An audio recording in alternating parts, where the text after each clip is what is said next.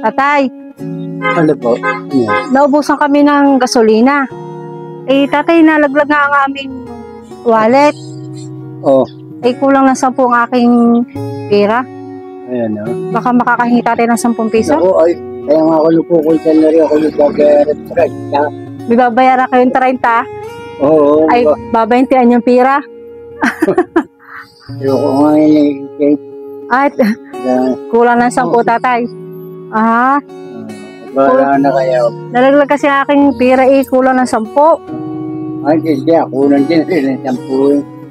Hinintay ko siya, yung may ka na. Pangalan niyo tatay? Pangalan niya? Rexel. Rexes? Ayan. Kahit tatay wala kayo may bigay sa akin 10, inyo ng bigas tatay. Ah? Inyo ng bigas. Aba? Aba? Bakit? Back when I was a child.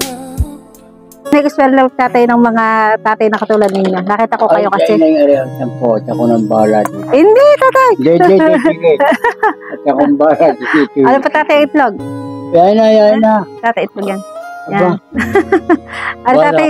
Ano tatay, 10 kaliin nyo na. Hindi, yan na. Hindi tatay. At saka baka na kung narinig pa kayo. Hindi tatay, sadya ako natulong sa mga tatay at mga lolo. Ah. Nakita ko kasi kayo na may dala kayong kahoy. Ay, Oha.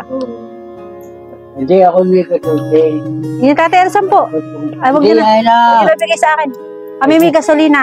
Hindi, kami may gasolina. Ilahi prank lang. Salamat. Anong pangalan tatay? Rexel po. Rexis, tatay Rexis. Ilan taon na kayo? Ah, Ilan taon na kayo? kung kayo na. Ah, 81.